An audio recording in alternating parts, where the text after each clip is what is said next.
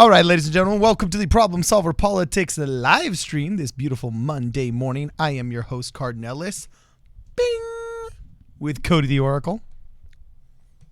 Oh. Hey, everybody. We're getting there. There we are. We're getting there. Holla, holla. So anyway, as you can see, hey, we're still warming things up with the new cool Sony mirrorless cameras. You can see like the imaging's a little bit better on the live stream. I think we have to adjust it. I focused on the laptop. Laptop's looking great. Yeah, it is looking a little bit soft right now, isn't it? Here, I'll explain a few things, and you can focus on the mic. Okay, cool. Hit it. So, yeah, we're gonna. Whoa. No, my camera. Okay. Oh, it's not an HDMI cord. Anyway, I was going to run through a few things that we're going to be talking about today, just to highlight everything, and then we can go over and kind of run through everything. I clicked on the wrong window. Anyway, first things first, Andrew Yang launched something very, very cool today that I definitely really want to go through a lot. It's the Data Dividend project. We're going to go through, kind of do like a... What's the word? I want to show you guys the process you have to go through to log in. But this is very, very cool. At the moment, kind of specific to people in California. Obviously, all of the links, if you haven't seen this yet, I'm going to go over. You guys can see more about it. And you can look it up. And then I'll go through and explain more about what's going on. But what's very cool is essentially California...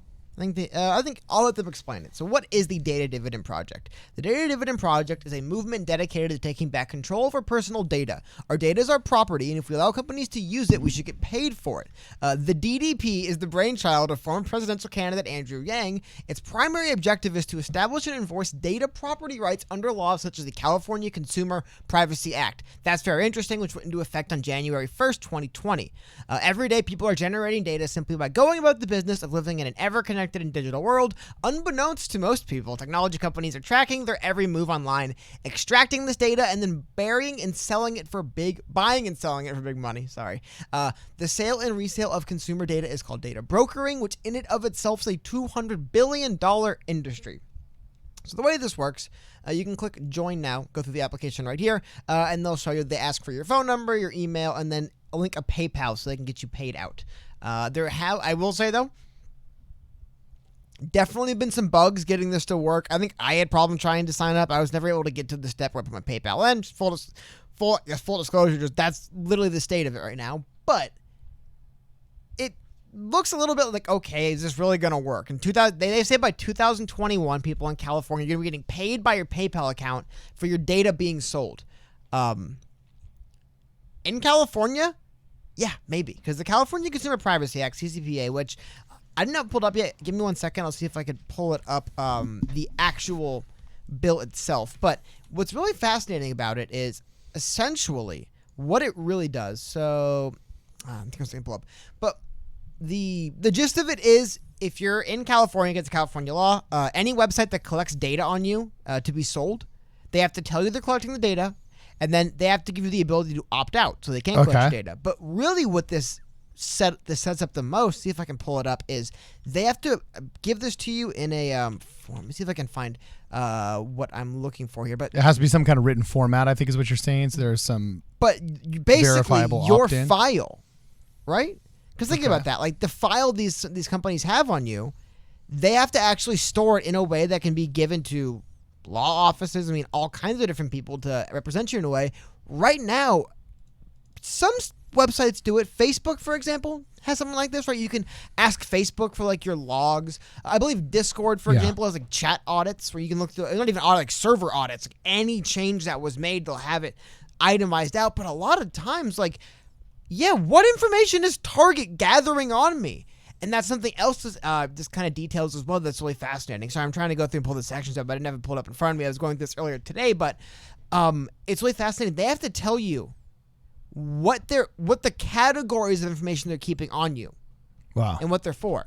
I always reference the story of the woman who sued Target because Target was giving her ads for baby stuff before she knew she was pregnant because they had an algorithm that showed that kind of stuff.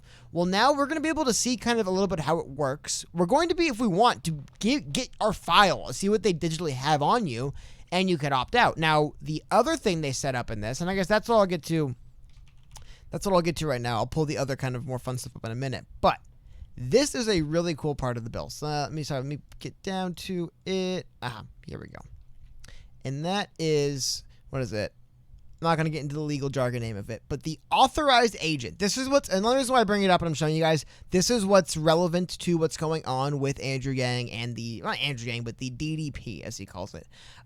So when a consumer uses an authorized agent to submit a request to know or request to delete a business may require that the consumer do the following. Basically, set it up. However, what this authorized agent is basically, and that's kind of what you sign up for on the website, you essentially will enlist DDP in this instance as your agent. They'll go out there and broker deals on behalf of your data. Yeah. Now, what's really interesting to me, looking down the line, I don't know if this would lead to, they mentioned on the website there's already these brokerage firms that exist, but like, what if some agencies are able to get bigger checks cut for the data of their people than others, right? Great. Then let the market work. I mean, if one guy's industry, better yeah. at it, then yeah, let the other guy do it. But I just want to show that's really interesting. That's actually if you want to know how is it possible, well, it's because California has created this new status of, I don't know if it's new status, but at least this would be the first state that would allow an authorized agent to actually, on your behalf, broker deals for your data. Man, if only we had authorized agents bolts. that were like fighting on behalf of us to lower our taxes, our property tax. It sounds like literally they're actually almost creating what we hope our congressmen and state assemblymen and state senators really were. The founding fathers and the people that formed all of these municipalities thought, what if the leaders that we elected were actually agents of the people who are out there fighting for their constituency in order to bring home as much bacon for their constituency as they can? It really just sounds like they recognize that the state senators and the legislators are such failures at their jobs advocating for the financial success and prosperity of their constituents that now they have to create third-party private agents that operate on behalf of people and their data. Does that make sense? Yeah. It seems to me like they almost just recognize they're a failure and that real advocates need to get created, because this internet thing, us old greedy boomer politicians, we don't know what it is, nor do we care to learn. So we're just going to create a new bureaucracy to do our job for us. Well, the way this bill actually would work is if you were to go to a website, for example, any web, a lot of websites track your data, right? Yeah. But if you were to go to any website that tracks your data, essentially the state of California would force the website in their jurisdiction, I guess, or for users from their ISP. I don't know how, from their area. I don't know how they'd enforce that. But anyway, there has to be a window that pops up that says, basically, like, a little splash screen will come up, and it would say, we are collecting your information. Would you like to opt out, or would you like to know more? And they by law are mandated to have another section you go to that fully explains what this means in a readable form. They go through, they try to make so many provisions for that, where they're like, anybody should be able to open this up, read what it means. I think they actually mentioned, like, no use of technical jargon. Like, it has to be in something people actually would understand, and they have to be told right then up front before they even start using, if they want to opt out of this, or if they want to say, hey, do not track my data. Now, the bill itself doesn't mention payments. I think Andrew Yang and a lot of other people, when they get to the DDP portion of it, this would be an amazing thing to tax, because look at that Alaskan oil pipeline. Now, by the way, curse those words coming out of my mouth. I know a lot of my libertarian friends will be like, you liberal just wants to tax. But this is a brave new world where we have a chance to format a tax and government structure that actually works for people. Just like the Republican governor who said, wow, we've got this big fat pipeline, and I can either create a dividend that benefits my people and the citizens of my state and give them a cash payout from the benefit of this pipeline, or I can create a bureaucracy to manage and waste the funds. Let's give the dividend to the people. Right now, we really do have an opportunity. In the past 5 years, we have become hyper data-driven. We were always data-driven. And it was always kind of spooky, and you could write cool movies on, do you know how much information you really can glean from an iPhone? But the past 5 years, it has been exponential, our economy's dependence upon data, not just for marketing, but for the execution of goods and services. And it's brought the cost down for the average person. So it's benefited us, okay, already. But those who are getting the long-term benefits, especially in terms of marketing and so on and so forth, are the large corporations. But why should they be the only ones that get it? This is a pipeline. Like, I love how Andrew Yang said data is the oil of the 21st century. So if all of us have a contribution that we can give to our economy in terms of spending habits, spending frequency, location, geographical travel, preferences, internet search history, so on and so forth, all of that, if there is data out there that can help yield an advantage in the marketplace, how is that any different than Alaska's brand new oil-rich pipeline? If we could just tax data Get rid of all the other wasteful taxes that don't work, all the other means-tested welfare programs that don't work, and just tax data and then use that tax revenue to generate and administer a dividend to the people.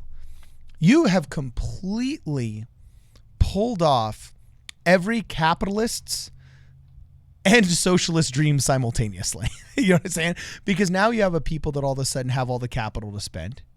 You have capitalism that starts at 1,000 with people and money in their pockets.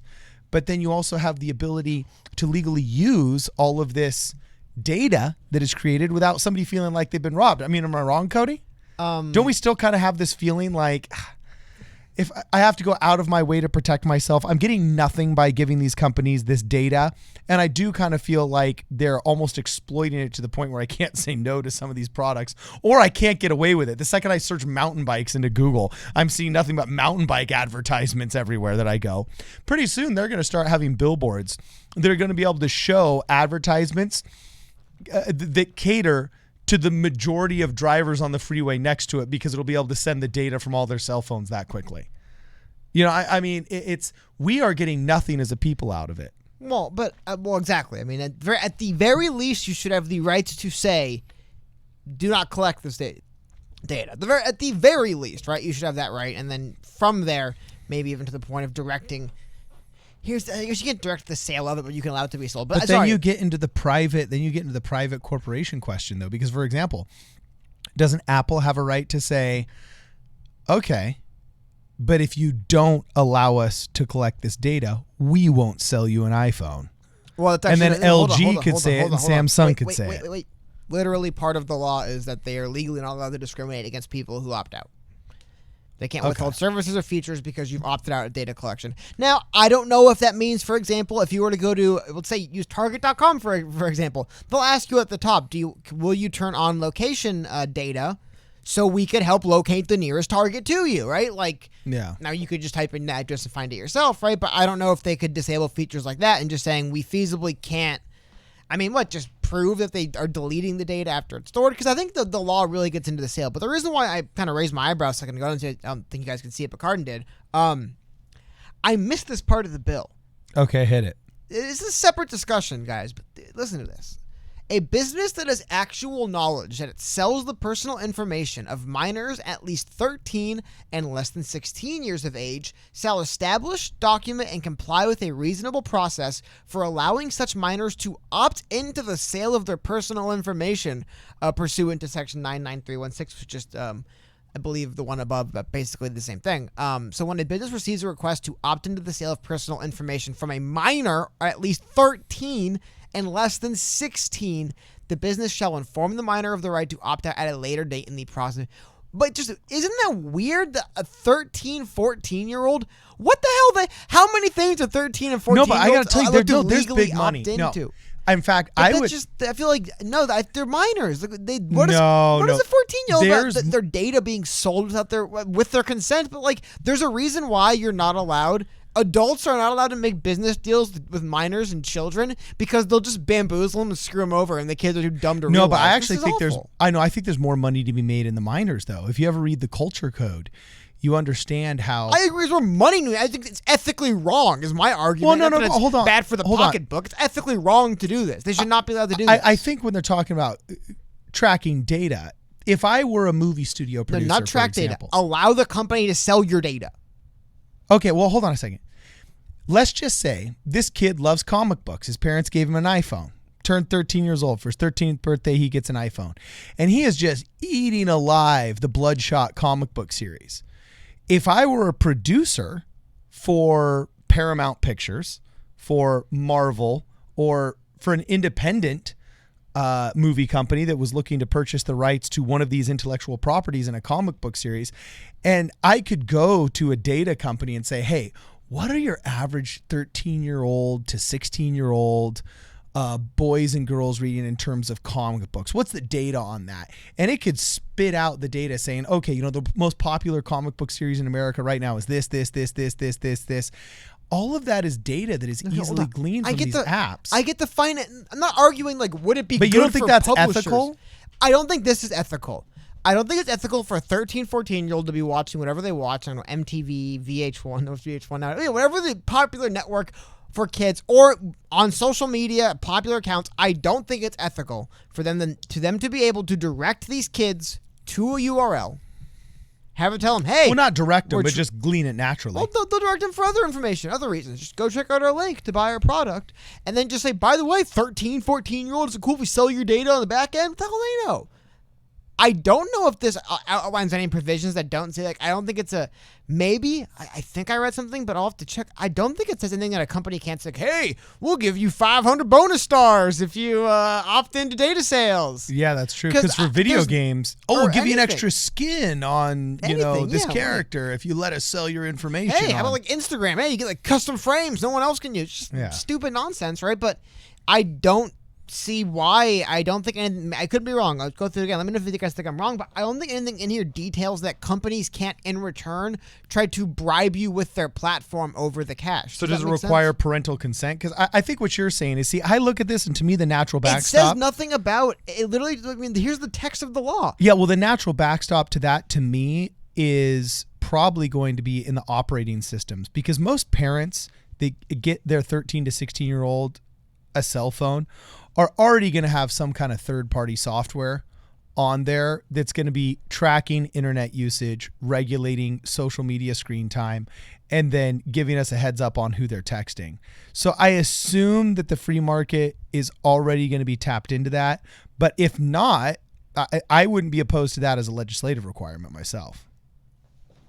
Yeah, but I guess I think that's what you're getting at, right? Well, no. My larger point is, how many things? But now that I think more about it, how many services? Essentially, your data is a service you're providing, right? Yeah. Or goods? Can a 14-year-old? It kind of is a service. I'm saying, how many deals can a 14-year-old without any adult in the room make with a giant corporation to provide them a service? I don't think there's very many, and it sounds like this is a vague, very vague way of it. Someone mentioned that COPA might make it illegal, and so this is the right. I believe talking about a different Consumer Online Protection Act or something, because this is the CCPA. I was talking about the same thing.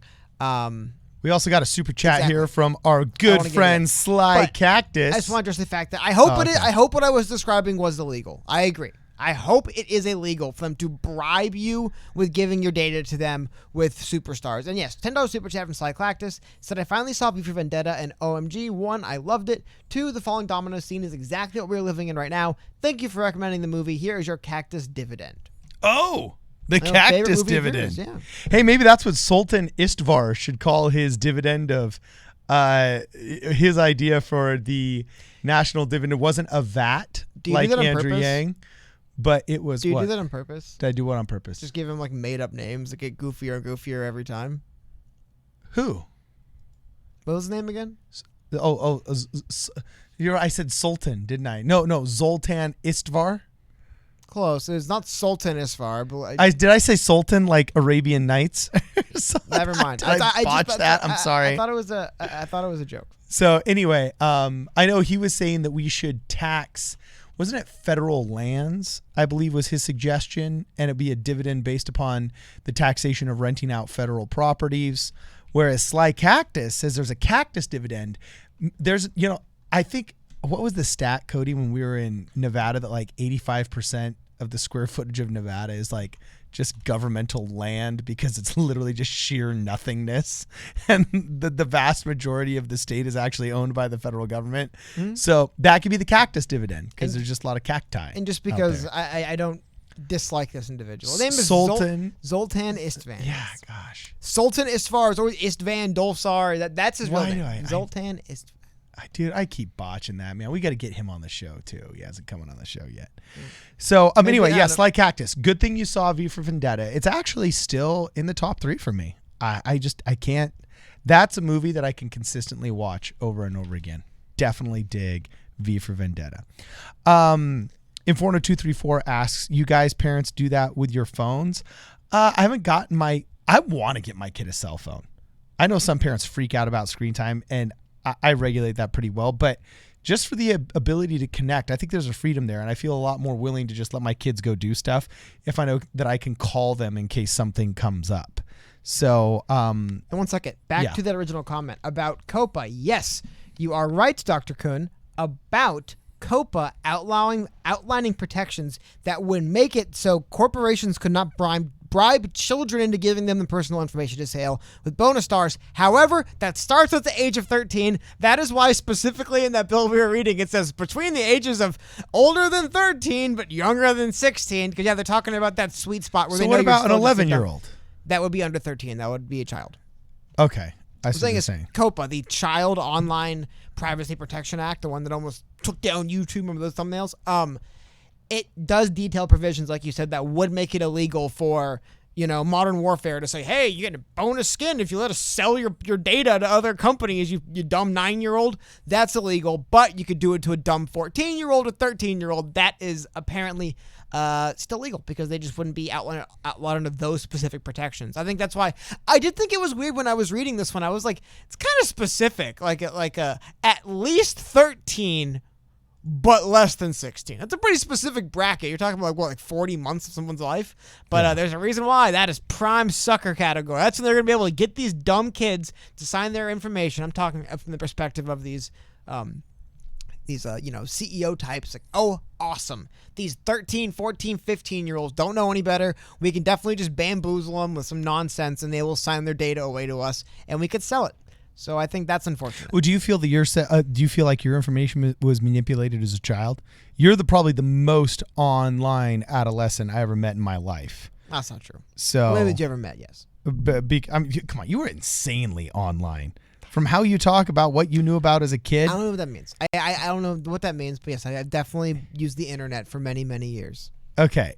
You were more online than anybody I've ever met. Do you feel like your data aided a corporation, or was it still too early for them to definitely exploit off all that information? Well, I honestly think when I was a kid using the internet a lot, it was different. There wasn't all these algorithms. Like, think of I was using MySpace when I was 11 and 12. Getting dates. Ironically enough, yes, but but more specifically, just it did. The goal of MySpace, you can argue MySpace failed and barely exists today because the goal was never to get all your data and sell it to people. The goal was to try to produce movies and music. They wanted to be like a record. It was super unfocused, and Tom sold out, and a bunch of dumb suits bought it. Like, oh, we're gonna make MySpace huge. We're gonna be out, and then none of it worked, and the whole thing collapsed. But it still exists to this day, sorta. No one uses it. They had to try to rebrand it. It's like something other than it was, but it used to be Facebook before Facebook. That's true. I don't remember them trying to How come MySpace was never resurrected? How come it hasn't gone through this hipster gentrification? Just like every other kind of failed neighborhood. Actually, I shouldn't say failed neighborhood. Well, hold on, just to cut you off. They tried multiple times. It's because, like I said, it was made to be one thing. Social media kind of moves past the need for that. They try to morph MySpace into this not as good as YouTube or anything else. It was just kind of garbage, and they keep trying, but it's never going to happen. No one's ever bringing LiveJournal back. You know what I mean? What's LiveJournal? Exactly, right? They used to be a really big social media platform, LiveJournal. Really? It's not coming back. Yeah. Wow. Tumblr's probably never coming back, right? I mean, once something gets old and people move on from it, that's it, man. They don't get resurrected generally. A new thing replaces it. Anyway, my only point was, for example, that when I was a kid, I was playing a lot of online games, but I don't know how much data the companies, if any. A lot of stuff when I was a kid you'd play online would be considered peer-to-peer, where I would connect to. It wasn't like I used Activision, Call of Duty, for example. Yeah, a lot of kids play it, or Epic Games with Fortnite. A lot of kids play Fortnite, right? Mobile games, they make you sign up, email. It's because the rub is if you sign into your account, we can track your progress anywhere you go and make sure you get the proper rewards. But it's give us your information so we know when you log on from where and how often and how much you play and what you do this, so we can better market to you and sell things to you and sell your data. That wasn't really the goal. I was playing Warcraft 3 custom games, for example, just to be specific. I don't think, in peer-to-peer lobbies like that, the Blizzard half of Activision Blizzard, right? 15 years before they merged or whatever. I don't think they were trying to copy my data. So There's a long-winded way of explaining it, but yeah, that's moved a lot. That was not something that companies were trying to do as much then. Of course, yeah, like you said, that's prime advertising numbers. They definitely want to know what kids want because they tell their parents to buy stuff for them. It's like, that's really good for marketers, and they want to know. But I think when I was a kid, they hadn't invested. It wasn't how long, because think about it. It's like they're tracking your data when you're on your phone for how long. You get off your phone, they track how long you're off your phone. They track where your phone goes. You log onto your computer, you go to a website, they track that. You buy something, they track that. I mean, everything gets tracked. You just juggle from one to the next. Yeah. So AM says something hilarious, that PSP is the politics version of Jay and Silent Bob. My question is, which one is Jay and which one is Silent Bob, AM? And then also, there's another question here that was pretty good. Dang it, I can't. I missed it. But basically, yeah, they were confirming a lot of what you said about contractual obligations and things like that. I get it, but man, I'm super bummed. There was another really good. Someone asked if AIM is still a thing. I think they officially disabled. Yeah, and AIM somebody servers. I think did a I think net it's actually down, which sucks. Yeah, somebody did a net. What they made a movie on it. What was the old browser, Cody? Somebody made a joke in the chat and I missed it. I can't find it again. Netscape. Yeah, do you remember Netscape, man? Of course, yeah. I remember. That was like 6th grade, junior high, right there. God, Netscape. What was it? Wasn't Dogpile an old browser, old search engine? Dogpile's an old search I don't remember. engine. I don't remember. Around times Dogpile. like Ask Jeeves and stuff. Oh yeah. Oh, dude, but Ask Jeeves is still around, and I use that sometimes. Like if my projector is hooked up to my phone, I have to look something up. I don't Google it. I go to Ask Jeeves or DuckDuckGo, just like to be funny. Oh, Vine. Yeah. Another one gone. I think Microsoft. For example, Microsoft canceled their streaming service that they why'd they torch Vine? I forgot why they got rid of Vine. No, they got rid of Mixer, their video game. Yeah, that just happened today. And they lost a boatload, man. And it was what I've heard is it was bad enough where a couple of the big talents they had signed are released from their exclusive contract. But they weren't originally going to be released. Mixer tried to merge with Facebook Gaming, and apparently they were both accurate. I heard they were offered deals worth more than they had already been paid by Mixer, and I believe the biggest guy they had signed had been paid like $30 million. It was Ninja, right? Yeah. There was Ninja, and then there was regardless of the Shroud. $30 million, man. And they said that the Facebook money was bigger than that, and they left that money on the table to go back to the other platform, Twitch. I think that's a great way to explain right there when Andrew Yang talks about why you can't just... the market can't just fix all these things. The market tried to break up the Twitch streaming dynasty. And you know what happened? Mixer bribed people with massive lucrative contracts. It still failed. They tried to merge and bribe those same people with even bigger, more lucrative contracts. And they just said, no, I don't like the platform. And I believe they're going back to Twitch, or at least maybe a more just multiple platforms to be able to stream wherever they want. But like, You literally can't even force the content creators with lucrative deals to create content in some of these alternatives anymore. A lot of times, they're just like, no, man. I mean, I believe the numbers, you mentioned Ninja, right? He was the biggest. I believe his numbers went from like 12 million subscribers to like, or followers to like 4.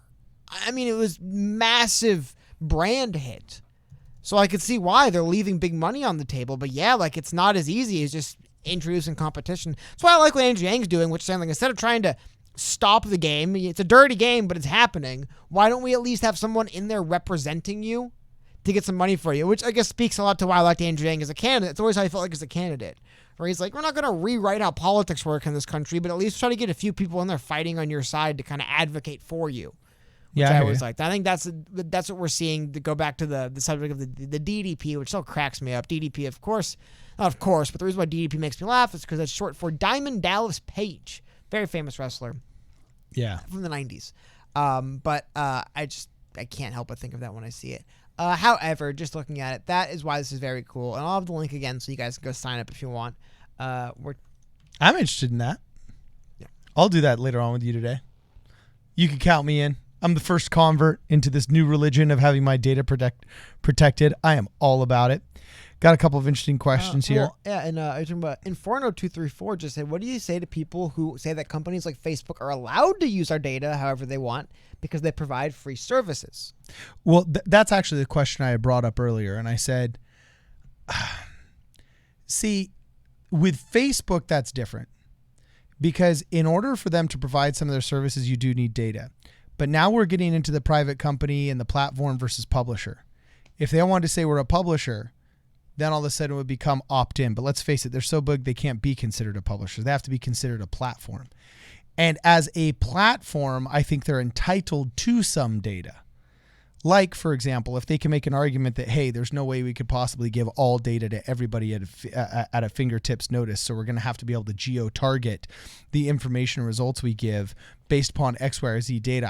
I think there might be some way that they could claim that they're naturally entitled as a platform because this is now significantly part of American culture and the human discourse within, that it needs to operate on a base minimum of certain types of data. But this second tier of data you have to opt into. I think they could probably make that argument. Oh, that's garbage, dude. It's trash. That is absolute trash. That's like, oh, just letting you know, if you walk into my establishment, I will be selling your likeness and video to someone for use. Well, come on. Here's the other thing too. That when you go on CityWalk, that's what happens. Okay, but in CityWalk, do they or do they not tell you with signs? They post a sign. If you walk they here, post a sign. You will. That's what I mean. That isn't how Facebook works. I don't believe they say. Well, but just isn't letting just you the know, posting of a you're sign. signing a contract with us that says you're not, because basically Facebook can't say they're free. They're just saying you pay them with something different than money.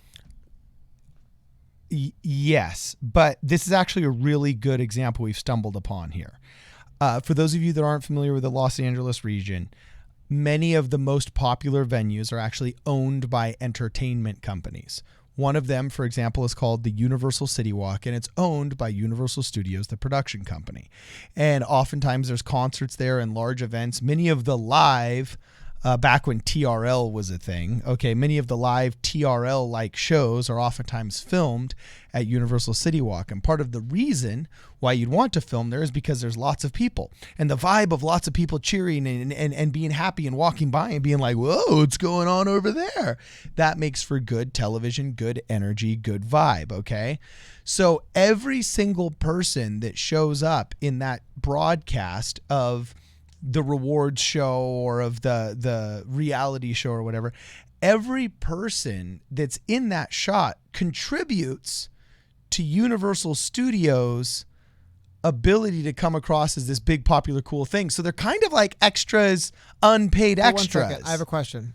In this example, for relying it to Facebook, are you arguing that it shouldn't be free to walk on CityWalk, and the benevolent owners of Universal say, you know what, just because you let us use your likeness, we'll allow your people to grace our beautiful hallowed halls of city? Like, no, you're allowed to walk there anyway. Those things, denying people use, Facebook couldn't do that. One, because the cat's out of the bag. You can't just say, by the way, this thing has been free for 15 years, cost you money. People would just say, go to hell. They wouldn't say, oh, what? Maybe they wouldn't. Maybe they would go along with it. But I think that's the bigger thing here, is that Facebook could argue we have a right to your data, but no, you don't. You can't just say, that's like saying a business has a right to your money because it can't operate without it. It's like, well, dude, if people don't want to give you their money, you don't have a right to it. If they aren't offering enough where I want to give them my data, they don't have a right to just own it. Does that make sense? Yeah. Lori Stalter says Facebook gathers data on people who don't even have accounts. Yes, they do. They track faces. They have like folders of just the pictures of your face. If you don't have an account and you get tagged in people's Facebook accounts. Oh, okay. I was about to say, well, they're not.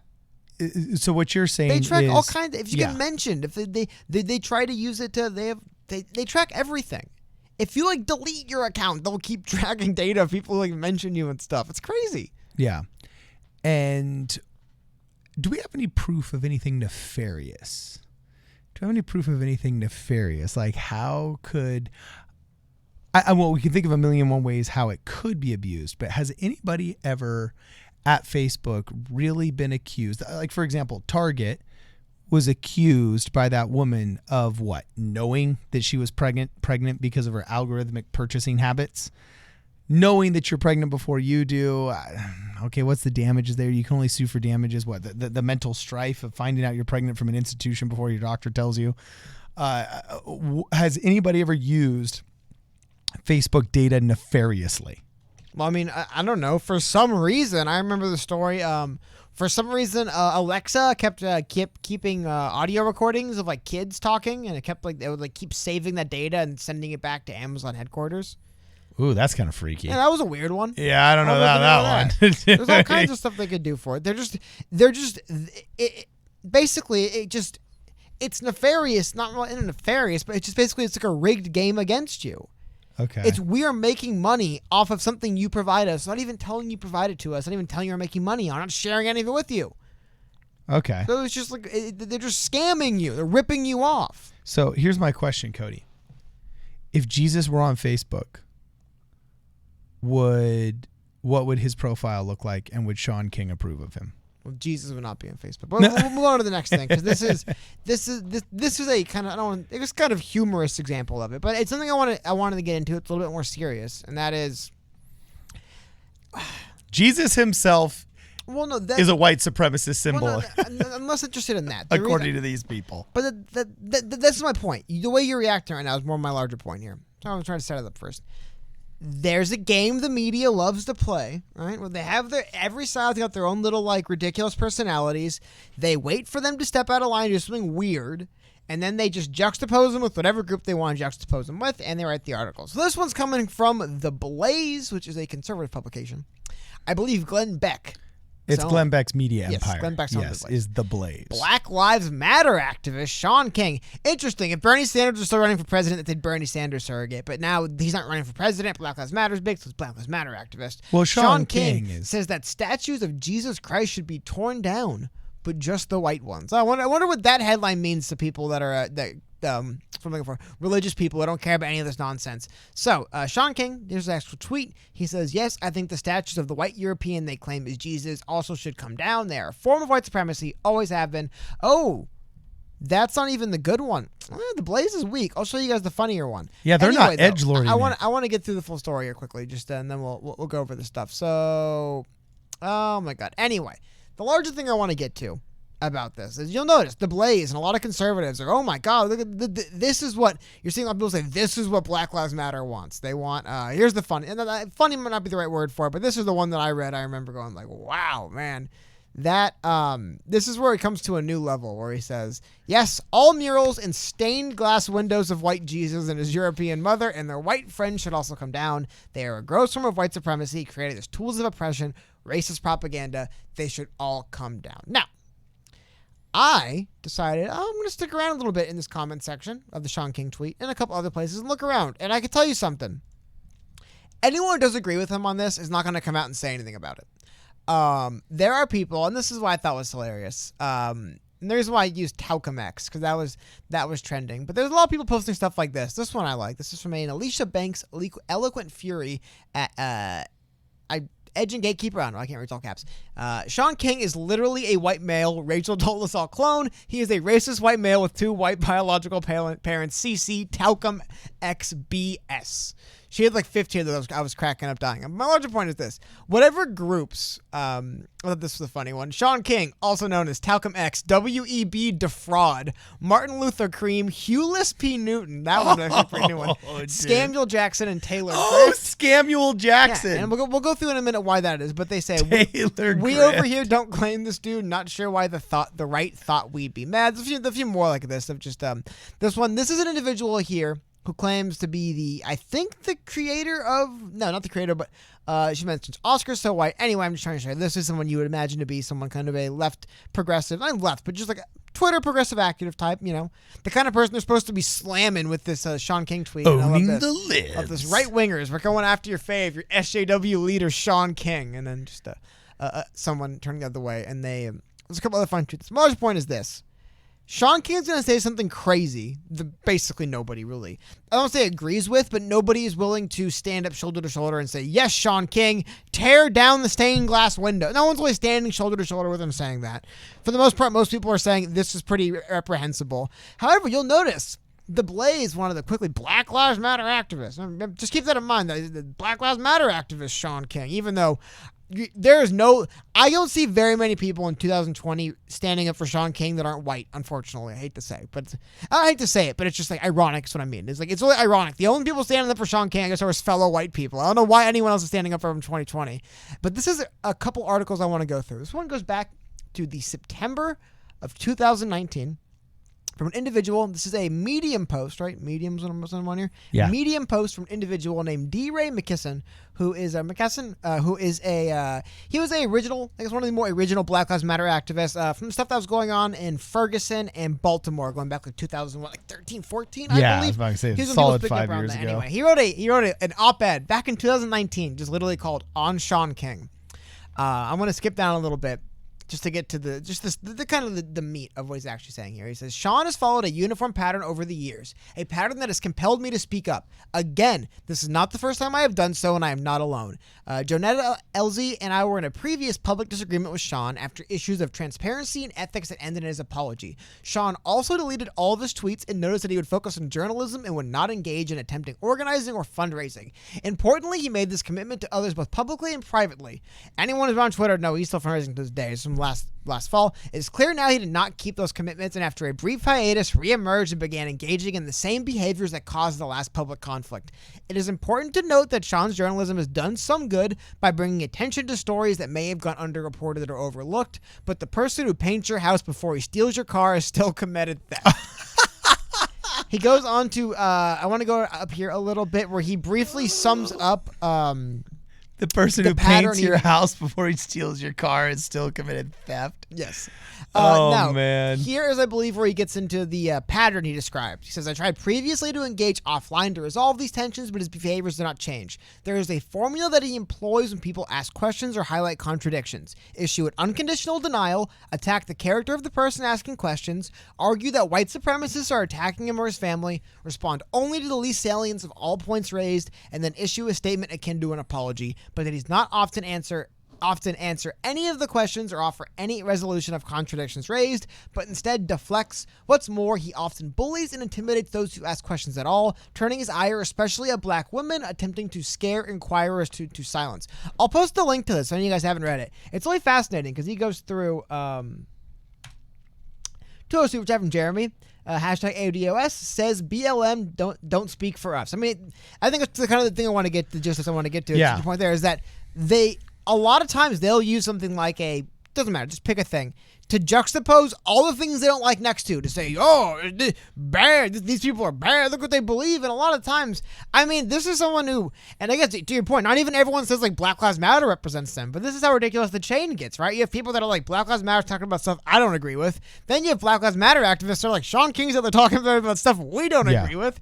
And then the Blaze says, Black Lives Matters and leftists all think this. Yeah. And I'm not saying this to slam the right-wing media. This is what media does. They'll do the same thing on the left, too. They'll find someone like a Gavin McGinnis or some bozo who just says goofy things. It's like, wow, that's kind of crazy. I don't actually believe them. And they'll say, look at this right-wing Trump supporter, my God. And it's the exact same thing. I mean, I wonder how much of this exact same playbook outlined here in this Medium piece is going to be followed by the Shaun King individual. However, people on the right will run with not people on the right. I'm going to stop saying that.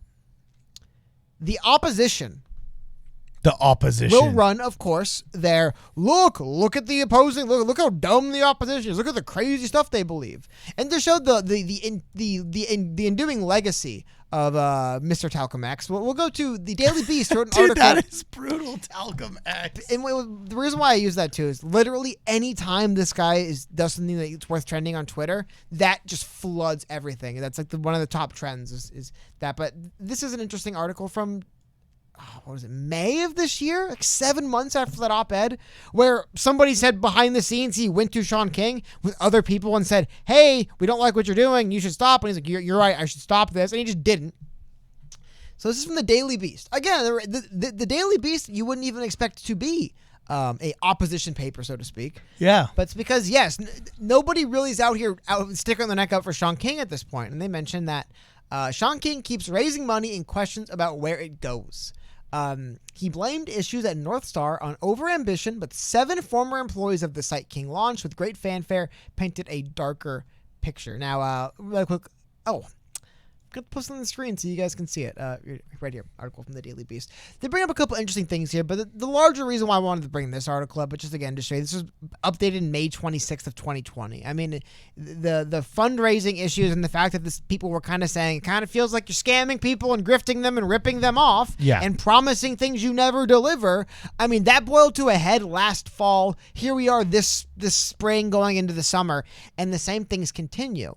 Now, here's the thing. How many people, though, do you think that read, where was it? Here we go. This is the paragraph I was looking for. The hashtag Shaun King let me down, a recurring Twitter trending topic, is often used to tag threads that enumerate the issues with the many projects King has launched, fundraised for, then abruptly shut down before completion. The list includes a 2011 fundraiser to climb mountains, abandoned 4 days into training for King's own book, a 2014 fundraiser for King's Life Goals University, and a crowdsourced fund paying for leaps to identifying the identification, or tips for leading to the identification of neo-Nazis. They also mentioned a publication, but this is my larger point. How many people do you think are reading, a Medium post by activist DeRay and reading Daily Beast articles going through this stuff, reading through mostly left-wing Twitter hashtags of people talking about how Shaun King defrauded them and some things? So is he like the Alex Jones of the left now? I don't know. He doesn't have he honestly seems to not be able to sit down and make a show the way Alex Jones. I was about to say, except for the stuff he says doesn't end up being true. But my larger point is, how many people do you think that read a Blaze article like this actually know of any of the real stuff? And they just think, oh, these dumb morons actually believe this Shaun King guy is like a good guy. Everyone must just like him. They must all think I don't know. How much influence do you think Shaun King still has? Bernie Sanders let him speak for him on his 2019 to 2020 primary. See, I was about to, he seems like a big player still that has a lot of influence. But here's the thing. He can't be dismissed. I'm not saying he can be dismissed, but I'm saying is this. He definitely is not a Black Lives Matter activist in the sense of how do I putting this?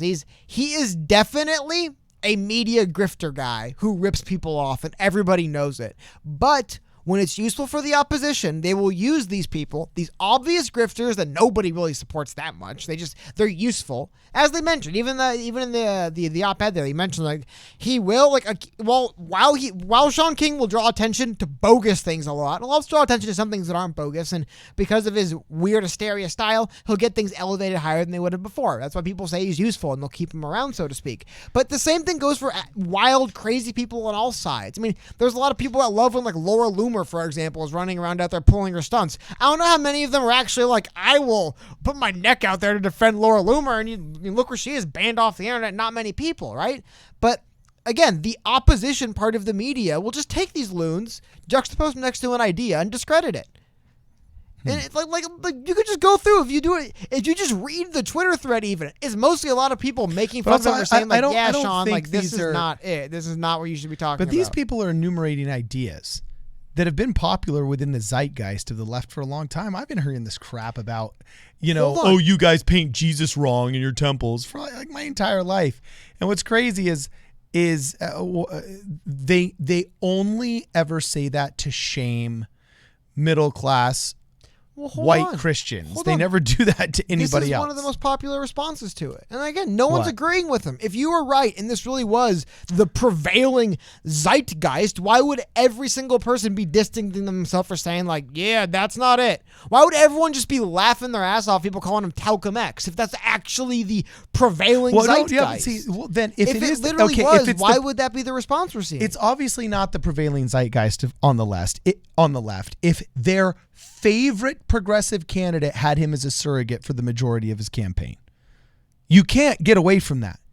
If a formal surrogate of the formal campaign of Bernie Sanders, who was the progressive candidate for pretty much the past 6 years presidentially, had this guy for the majority of those 6 years up until officially basically the campaign stopped months ago. Hey, you know who you should take it up with?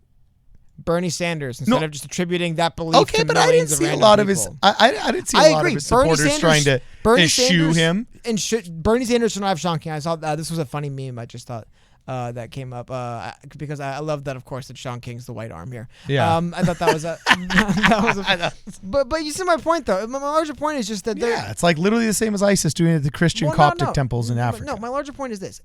these people like Shaun King are useful, but they aren't actually speaking ideas that are very popular.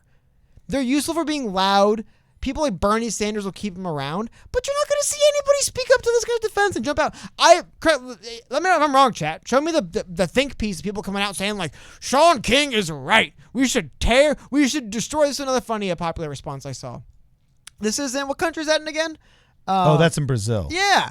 Yeah. That's over Rio de Janeiro. Like, you think they're just going to like, people like, yeah, take away, that thing's humongous. That's a big statue, right? So, no, but it's not just the practicality of taking it. He serves multiple purposes, though. Not only Shaun King, like I said, there's a bunch of other these useful idiot types out there. They serve this big purpose, though. They can use him. The opposition can rile up support against him.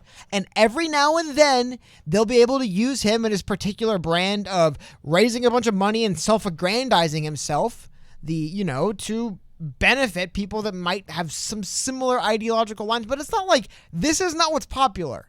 I don't think, hey, maybe I'm wrong. Maybe we're going to see legions of people break stained glass windows in churches because Jesus is white. Maybe that's going to happen. But what I know, I tend to see is one, like I said, the most popular response was the idea that really the church actually, I don't think will come in and canonically say what race you have to make Jesus. I think most churches' stance is that Jesus just whatever you think he looks like, right?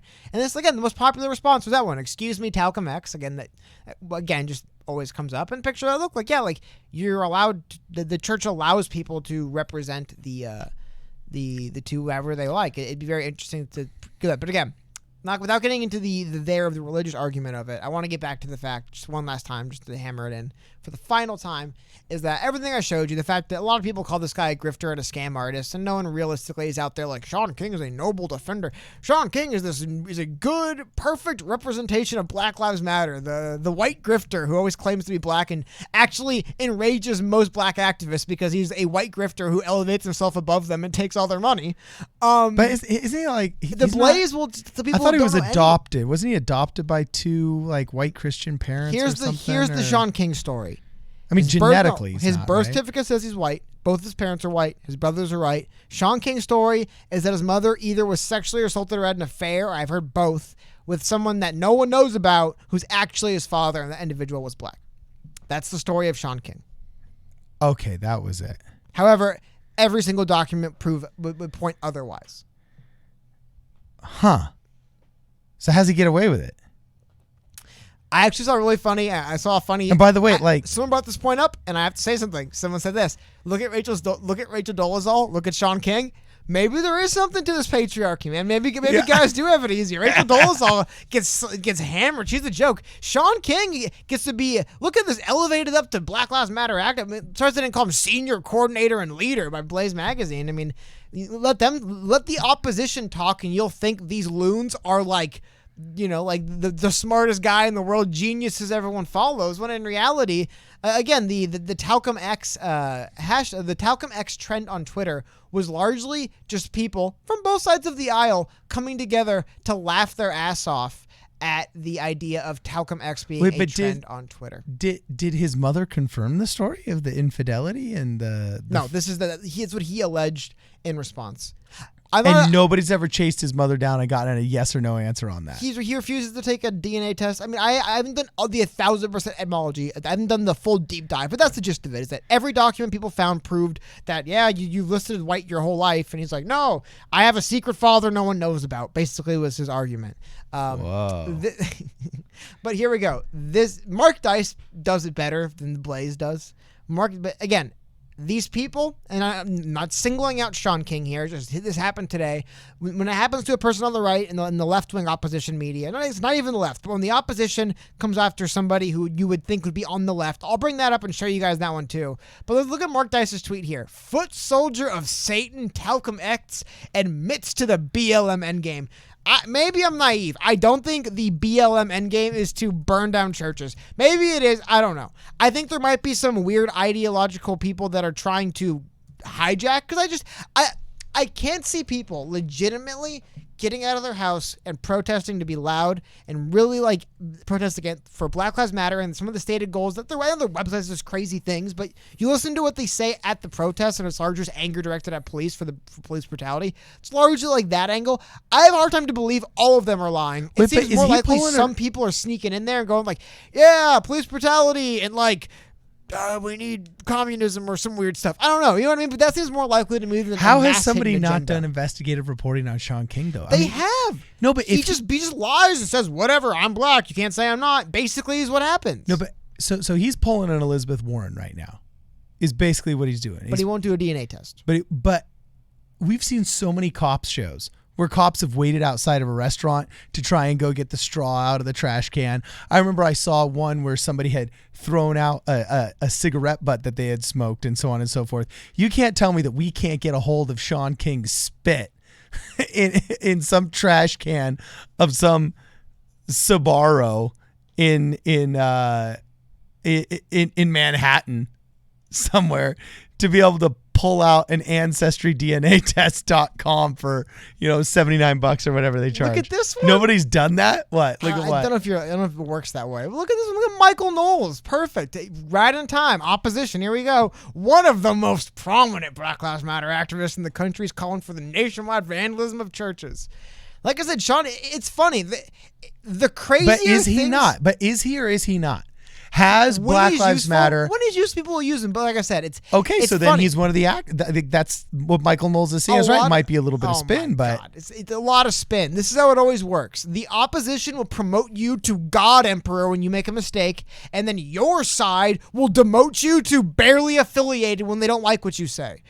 And you'll just constantly, there's a certain type of activist grifter who's just fluctuating between the opposition saying, oh my God, the king of the entire movement did this thing, to like, or the, people that are kind of like, you're making us look bad, will be like, this guy, like I said, the publications that would be on the sympathetic side of it, right? The Daily Beast and stuff, right? Article saying this guy's a grifter, scumbag, liar guy who, like basically, I think I saw somebody say that he lives in blackface essentially. I mean, like nobody has very many nice things to say about him. He's not like he's actually that prominent. Some people do, but for the most part, Shaun King is known for, he has a very peculiar niche. On Twitter, he can rile people up and get a lot of money donated to something. Don't really ask, and definitely don't really ask where it goes. He can get a lot of money raised, so he's useful and they need fundraising. I'm not going to argue that everyone's noble and acts perfectly, but that's so much of the media cycle. Is one of these bozos goes off and does it again, does something to make himself look like a bozo, and then everyone can jump together and hang out and say, "Yes, look, haha, we don't." There we go. He proves it. He proves it. So a lot of people are questioning whether or not that would actually be admissible. Oh, okay. This isn't a court of law, though, so we don't have to worry about admissible evidence or not. You can take DNA out of the trash in different states. I know in California it was made illegal, but in other states, I'm pretty sure. How could you prove it's his? Oh, you could document it. You could have a video. You could easily have video evidence of we're surveilling this man. It's still just your word, though. No, we would have video evidence. We're surveilling this guy. He's smoking outside. He throws the butt down. I keep the camera focused on the butt until it shows me pick it up, stick it inside of the DNA test tube. Unless you have a camera inside the DNA test tube that follows it with a live feed, there's no way to prove you don't at any point. Oh, no, you can see it. There's documentation of that kind of stuff all the time. When I was a PI, we would have there is documentation, but you could just lie about it and just sign off that I totally am not swapping it out right now and do it. That wouldn't... No, if you show yourself, put it inside of a seal. No, they have sealable container. Like this kind of thing. The question you're asking right now has been a question that's been asked about evidence in a court of law all the time. Also, how about this? How about this is allegedly a picture of his birth certificate? We'll just, here it is. We settle with this. He could just choose to say, hey, I was born white and look white and I've basically been a white guy almost my whole life. Until it was politically lucrative for me to not be white anymore. But whatever, I'm black. He can just lie is what I'm telling you. Until he does the Elizabeth Warren thing and takes the DNA test himself and for whatever reason proudly screams from the rooftops the results that prove he's a liar the way Elizabeth Warren did, then we'll know. But in the meantime, he could just lie, man. And people could say, but like, why is... And again, I don't want to get into the alleged whiteness of Shaun King either. It's not really the biggest deal to me. My biggest deal, I'm just trying to highlight how... this is how the game is played online right now. This is how they do it, man. There's certain agitators all over the place who say crazy things. They could be useful in some instances, so they're allowed to hang around because they could be useful. But for the most part, they don't have that much real organic support, and they mostly thrive off grifting people. However, so they'll how be is promoted Peter Thiel when it's beneficial to promote them. How if I had money right now, I would just offer a reward for somebody that could either expose him as a fraud or expose his claim as true. If I had the money, I'd just put out a $10,000 reward. If somebody can document that they're collecting his DNA somehow and then get it tested by an accredited test that proves or disproves the claim, that alone would be sheer beyond Project Veritas hilarity. But like lying about being black or white, whatever, is goofy. But come on, let's go through this for a second. I think it's beyond goofy. It's insulting. Well, let's go for about fraudulent. Yeah, fraudulent. Yes. No, I'm more interested in the legit financial fraud than lying about your race. This is from the op-ed I had showed you earlier. Check this out. This guy details a bunch of different. This one's interesting. So, understanding the patterns. The goal is to provide an analysis of the demonstrated patterns that Shaun has used over the years to garner trust, build a following, and attempts to organize. Fundraising. Shaun invited me to be a board member of Justice Together, one of the first organizations he began after the initial protest 2014, focused on ending police violence. I accepted while noting we needed to have a conversation about fundraising and finances. Anyway, let's go through some of the gist of this. When people disagreed, they were removed from the group, or it was stated that they were the white supremacists or trolls. Then 2 former classmates reached out that I did not know were in chapters together. They relayed similar concerns and also asked me where was the money going that had been raised. He goes on to mention that they still don't know how much money was raised or spent. So this set into motion a series of emails amongst the board itself that would eventually lead to the end of the organization. In July of 2015, Shaun sent out an email that said Justice Together had raised a little over $11,000 in 2 hours. A few months later, on November 9th, in the midst of questions about the funds, he emailed volunteers saying that Justice Together only raised a little more than $9,000 online, a $10,000 donation from a board member, and a grant for a podcast for $1,700. And they go on to mention that it is not clear that taxes are ever filed. A majority of the state directors detailed their experiences. Shaun unilaterally disbanded Justice Together board in the midst of questions being asked by the board. That's a great move. When you unilaterally disband the board because the board is questioning you on your unethical behavior. That was allegedly done, and there's more and more. Again, I posted the link. I'll post it again. Has anyone ever done a mini documentary on the fraudulent activities or the questionable activities of Shaun King? I mean, not yet, but tons of articles. That could be like a kind of fun little mini documentary. Should that be one of our first Problem Solver Politics mini documentaries, Cody? I mean, it's a YouTube video. You could argue with mini documentary. There's YouTube videos about it. People, my larger point is this isn't news, man. This is an op-ed some guy wrote publicly and from 2019. Like, this has been the word on the street about Shaun King for years. Is that he kind of is a liar and a scammer, and he's going to get you to donate a bunch of money. One thing he donates too. After reading this and a couple other things, I legitimately am starting to wonder if he has like a beef with black women.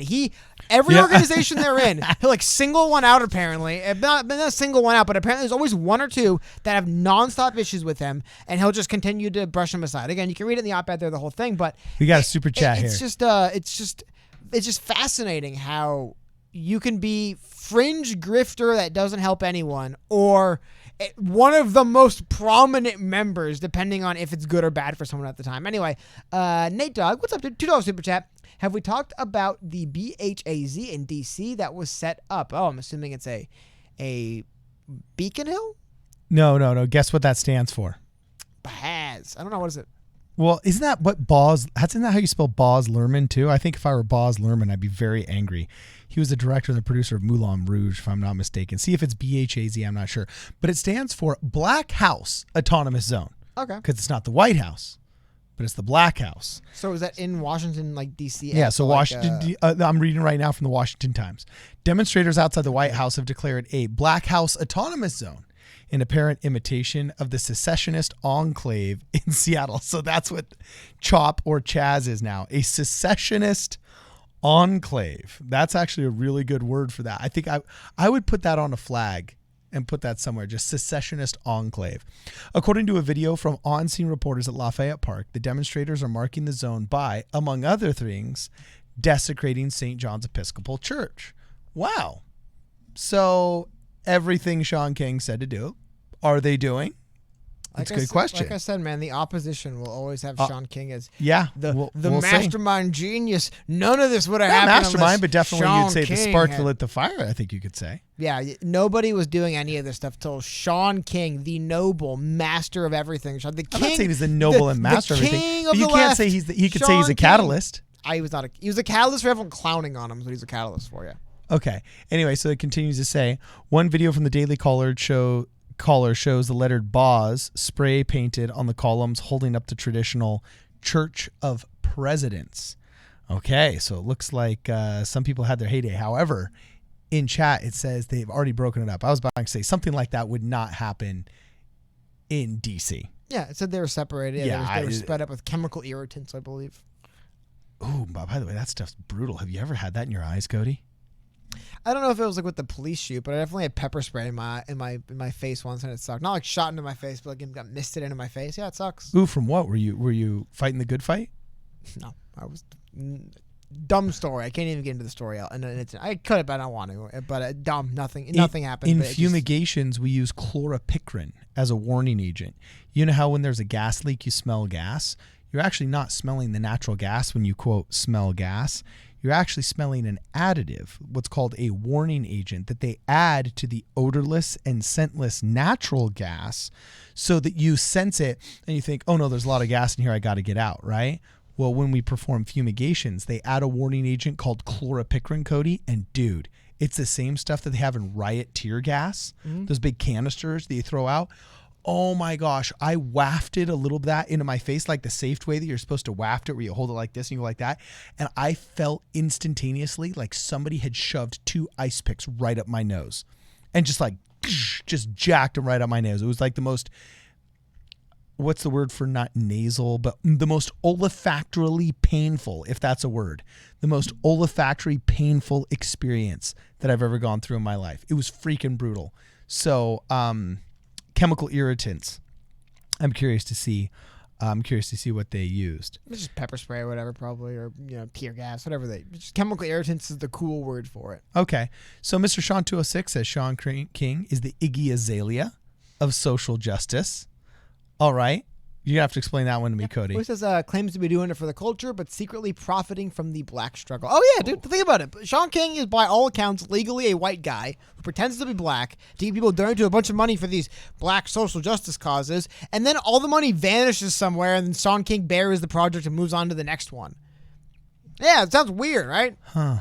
Hey, people. Like I said, according to The Blaze and Michael Knowles, he is one of the most prominent, influential, and important activists on the opposition. So, hey, well, look, if he's convincing him to go into DC and make a boss, he isn't. Again, this is what they'll do. They'll look what Shaun King's doing. He's doing it because then every time Shaun King says something stupid, the mastermind of the DC protest, Shaun, you just keep adding up. Like I said, he'll just keep getting promoted by the opposition until he's actually the God Emperor General of all opposition. Until he stops saying stupid things, then they'll just pretend he doesn't exist. That's what always happens. People emerge as like the scary figures of the alt-right, the masterminds. And as soon as it stops being useful to make them a target, they just vanish. They never existed. Gavin McInnes, like, bring him back up. He got banned from YouTube, I guess. I didn't even know he had a YouTube account. He got banned from YouTube? Yeah. I figured he already was banned from YouTube. I didn't know even they allowed him on the platform. He was, one of like the architects of the hateful alt-right. Oh my God, the Proud Boys founder. Now they don't even talk about it. He doesn't exist.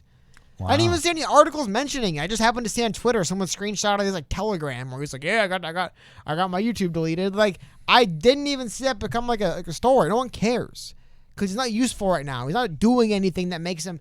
The opposition doesn't need to promote him to a position he doesn't have yet. Yeah, they'll do it as soon as it's beneficial to, but right now it's not. And it's just the funniest trend. I mean, it's people go from nothing to very esteemed and respected and influential based on how stupid what they said is to the opposition, and it just scales forever. It's hilarious to watch. So frustrating, but hilarious. So Rowan Makes Film says, "OMG, Cardin was a PI. Story time, please," with 5 exclamation marks. Actually, would that interest you, chat? Let me know in the chat. If you're interested, just say yes. If you're not interested, just say no. I would be willing to do a members only live stream. We have to do one of those every once in a while. You know what I'm saying?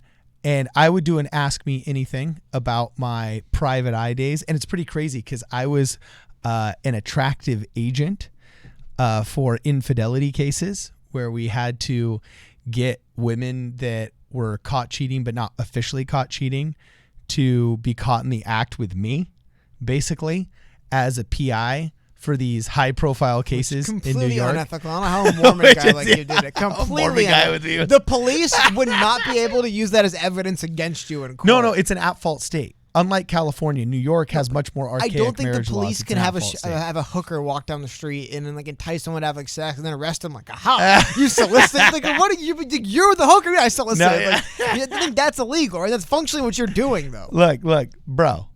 So, if the chat is interested, I would be willing to do just a live stream with just me because I know Cody would just be rolling his eyes and like just saying, "Oh my gosh!" No, I gotta be there to make sure we don't hear about the.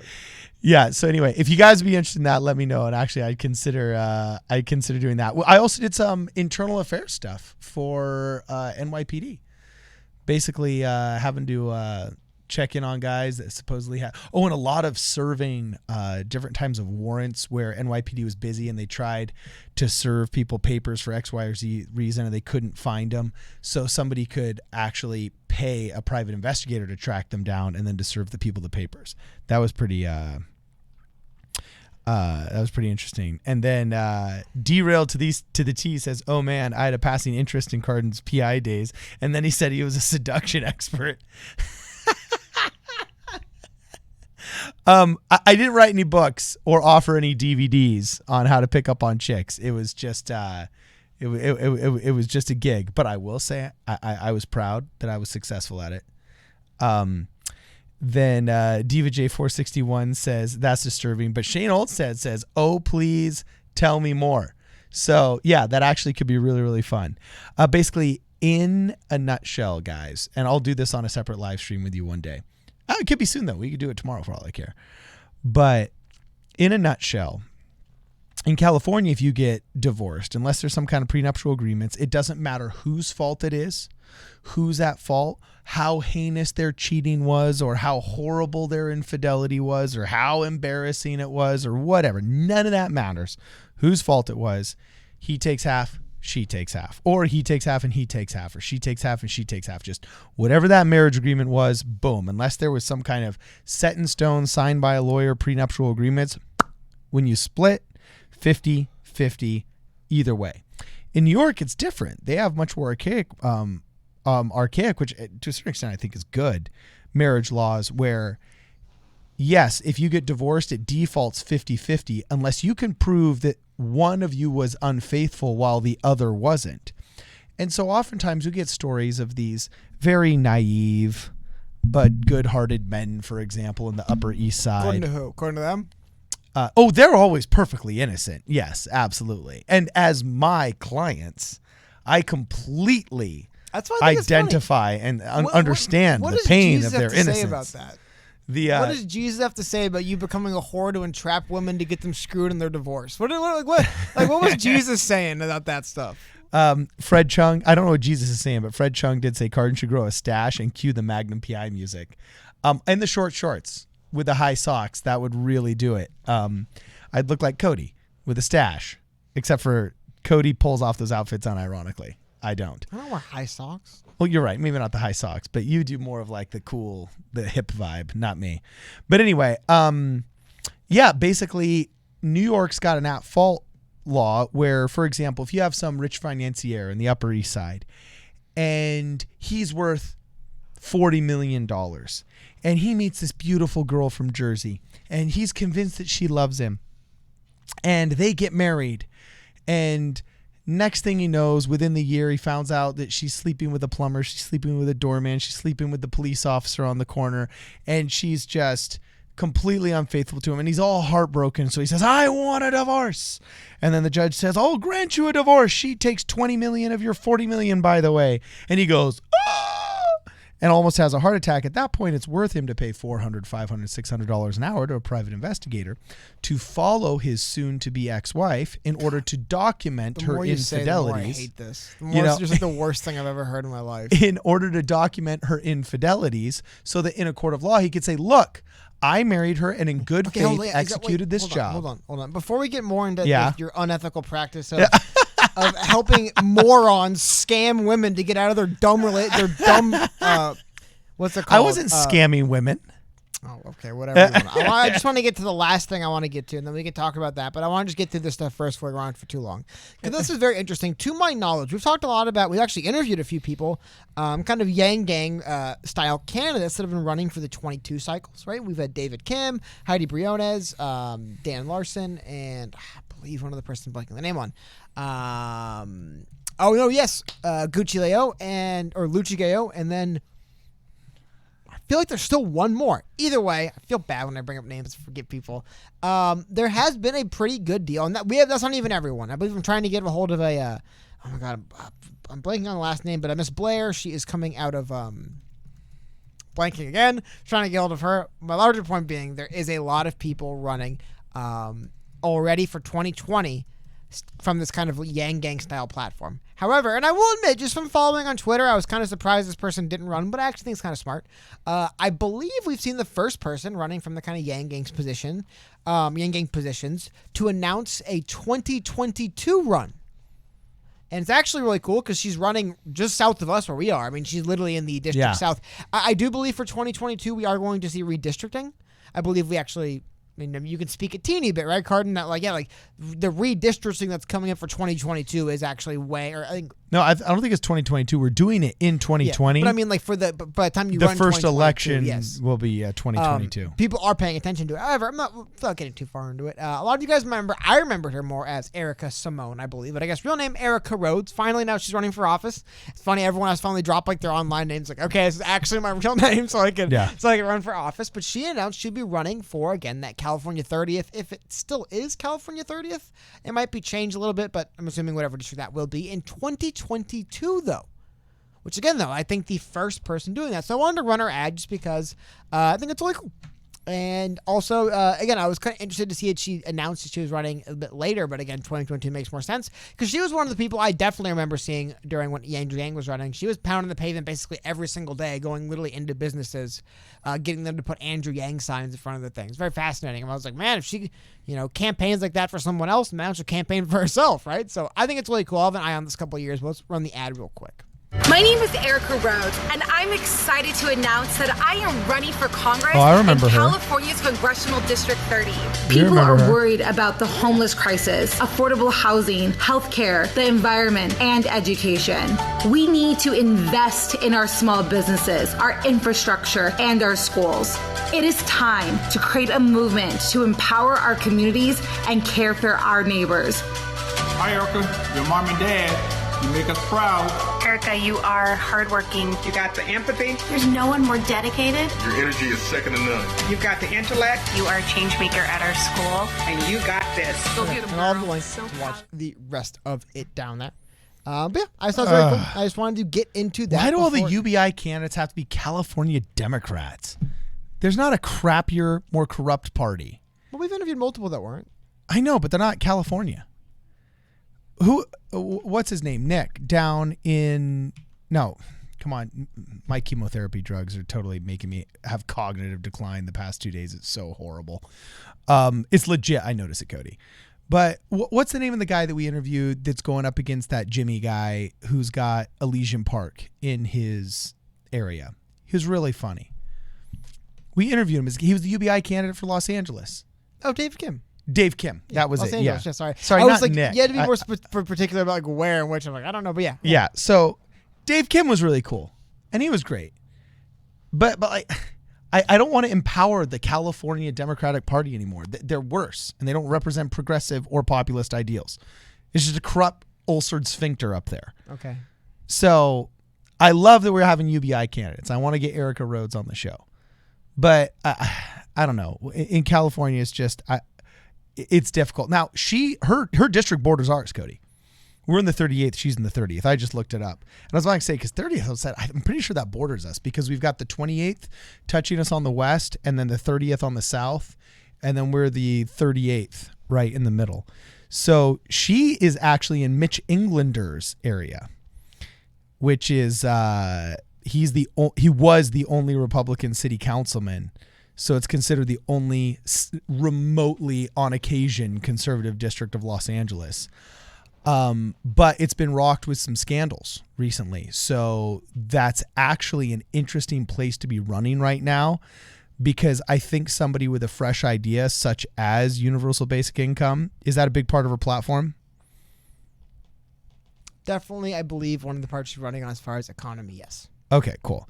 Because, I mean, some people, they're big about UBI, but it's not like a flagship proposal of theirs, though it was a flagship proposal of Andrew Yang's.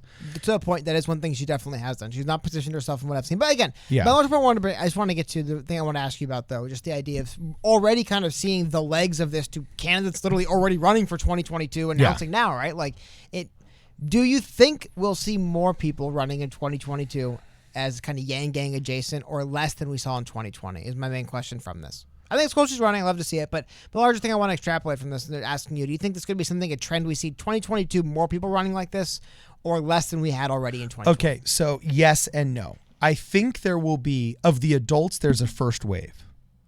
Because in the Yang Gang, there was organizers, and there were people that were already of age and of means to run.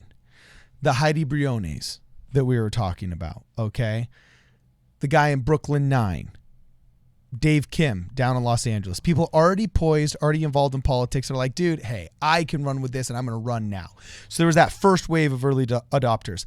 Then there's going to be a lull of about 2 years, because then the other portion of the Yang Gang that would meet at these events, the much more youthful side, the 16 and 17 and 18 and 19 and 20-year-olds, maybe the kids that hadn't quite finished college yet, that are like, Andrew Yang convinced me to get into politics, convinced me to, think more critically about what my political views are and so on and so forth. And now I'm fired up. I'm going to graduate in poli-sci. They still need those 2 years to actually graduate. They still need that other year to get their degree and be done. So I think we've already experienced the early adopter wave, and then there's going to be a lull that might even outlast 2022. Okay? I think when we're really going to notice is 2024 and 2026. Oh, wow. Interesting. Okay. Yeah, I really think when it comes to, and by the way, if his movement grows, that 2024 and 2026 bounce will actually be bigger than the one right now in 2020. But I think he inspired those who were ready then to run. And all those people have either declared, and if they haven't yet, they're not gonna. And then there will be a kind of like an eye of the storm before that second wave of really young. What I saw a ton of was a lot of really young Asian kids who were the first generation of American born in their families. And so having grown up in the American system, which is very ruggedly individualistic, compared to oftentimes very team-oriented and society-oriented Asian cultures, while having parents that are like, keep your heads down, focus on your family and the family business, politicians are corrupt, don't mess with them, you know what I'm saying? And then go and do a university like at CSUN where the professors are like, go out and march, you know what I'm saying? They have learned how to balance both of those two cultural influences and have really interesting views and ideas coming from sometimes very conservative backgrounds, but then also having attended very liberal schools. They've got some really interesting balances and ideas, and they just need to germinate and get their school out of the way and maybe get that job and have worked in it for a year or two before they feel that they can run for local city council or they can even shoot for a congressional run. So yeah, I think in 2024 and 2026, we'll notice the second wave of these young kids that just needed to mature into a position to run where Andrew Yang was their formative influence. That's what I think will happen. I think there's a lot of little mini Dave Kims out there because we saw him at all the rallies, Yeah, I hear you. Okay. And so anyway, we're going to keep going here. We got some really interesting questions. By the way, we're going to be wrapping it up here soon. So if you got any more super chats that you want to just throw down right now, thank you very much in advance. We got a couple of questions here. I highlighted them. I don't want to miss. Trumper for Yang said something interesting. He said he was set to run in 2020, but then COVID happened, and he is in Idaho maybe next time. Now, Idaho's another really interesting one. Do you know why Idaho's so wild, Cody? It's straight up mini California. The Bounce to Boise campaign that was the official campaign of the city of Boise, I think, actually worked. And it's the third largest California flight state. I think Californians, when they move, they mostly move to Nevada. I think it goes Nevada. It goes Nevada, Texas, Utah. No, Boise, Utah. It's one of those. But like Idaho has received an insane amount of Californian retirees. In fact, to such a degree that many of my wife's friends, because she attended college in Idaho, have complained about the influence of all of these left coasters who vote blue no matter who in a very red state that's traditionally been very agricultural and rural. Okay. That's a very interesting place right now because you're starting to get a dynamic in Idaho politics that you've never seen before. It's getting shaken up. So, see, there's some of the articles you pulled up. Go back to California. And I wish I could show more on it. They hide. You can barely see it. Screw you, LA Times. You guys can barely see the title over them begging me for more money. I'm done paying LA Times. Go back to California. Wave of newcomers fuels backlash in Boise. I'll try to find out more. By the way, we freaking subscribe to the LA Times. So, what are they complaining about? Every time I pay them money, they say it's not good enough. You can't read the articles. So I'm done. I'm done with them. Well, at least make sure they're not charging my card. Because I think that's the company card they're charging there. So anyway, geez, LA Times, when they sold their controlling share, did you know that the Mormon Church owned a significant share of the Los Angeles Times up until only about 15 years ago? No, but I believe it.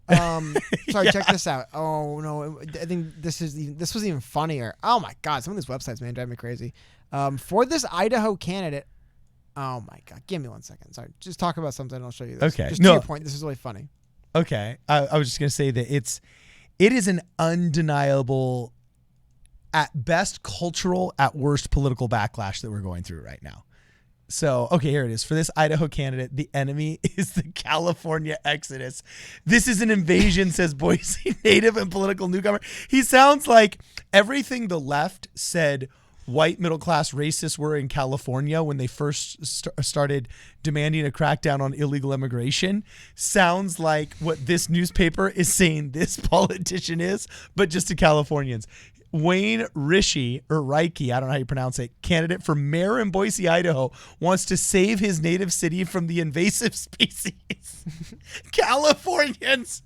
Oh my gosh, the invasive species. Get rid of West Coast amenities. No more bike paths. Oh, so bike paths. Is that Californication? Are we gentrifying Boise by adding bike paths? I thought if we added vegan hot yoga bars that was Californian, but apparently bike paths are part of the invasive species. He's a 59-year-old auto body mechanic, and he said he'd go further, but I can't build a $26 billion wall. Again, obviously this guy's joking around, right? But to your point, there's definitely a sentiment, like you said, that there's too many people moving from California to other parts, and you're seeing some people come out with some pretty ridiculous stuff. Okay, so Trumper for Yang continues. He says Idahoans. By the way, they would call them Idahos in college, I think, to the girls, and Ida hippies to the guys. I can't remember what the moniker was, but they'd call themselves some funky word like that. Is it Idahoan officially or Idahoan? I'm not sure how to pronounce that, but Trumper for Yang asked, what do you guys think about the Dark Horse duo? They are working hard on it. Yeah, I like Brett Weinstein, but he also, the Weinstein brothers frustrate me more. His brother Eric, though, who tries to say oh, what's gone wrong? Why aren't we listening to each other? Well, you helped build the Frankenstein that you condemn now. Less Brett, more Eric, but I don't know. But the sins of our brothers, right? No, I like Brett. I like Brett. Okay, but I have difficulty listening to Eric because he's gone far too tribalistic and helped build the Frankenstein's monster he condemns now. I don't think Andrew Yang or General McRaven, whatever, have publicly commented together on it yet either. But just in general, I don't know. To me, if Yang and McRaven don't come out and publicly say, like, we're doing it, we're setting until that point, I don't know what to think of it. But if they were to do it, I would say, like, holy cow, this is ridiculous. It would be something, man. It would definitely be something. Well, and this is what I definitely think we should consider as a culture. I like the word that Brett Weinstein used of drafting. Like, what if Americans found a way and there were a movement somehow? I don't know how you could pull this movement off. We're in the middle of the Platform right now. You ever seen the movie Platform? They talk about a spontaneous act of solidarity that would have to be completed.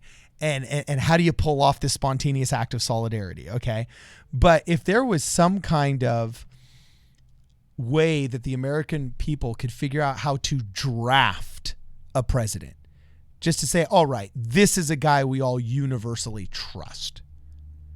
I almost wonder if trust polls couldn't be used as a way of drafting candidates instead of having the guys that want to go for it because they feel it's their turn or they're entitled. What if there's a way that the people could draft their president? Would you want a reluctant president, though? I guess would be my only question. I wouldn't. Well, almost. I wouldn't want someone who's like, man, I'm instead really of the psycho egomaniacs. I guess you could say throughout history, a lot of times the reluctant monarchs have been some of the best ones, right? The ones that are like, I don't want to have to go through all this stuff, and they're not in it for the pomp and circumstance. But also, though, there's a lot of reluctant monarchs who just basically partied while their empire collapsed around them, right? Is that what's going to happen?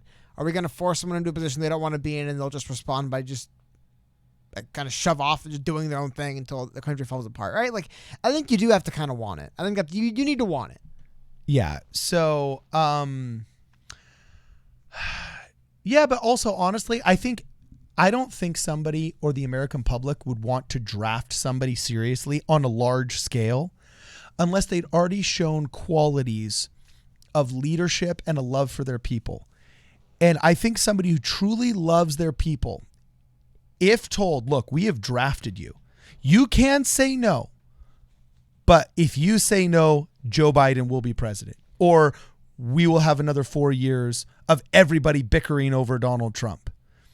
If you were to present a really, really good man with that argument, or woman, or yes, you're right, or woman with that argument, then I think out of good leadership that they've obviously already shown to possess, and out of a love for the people, they'd say, okay, I will step in for 4 years and we'll handle this. You know what I'm saying? I think that actually could be, that could be huge.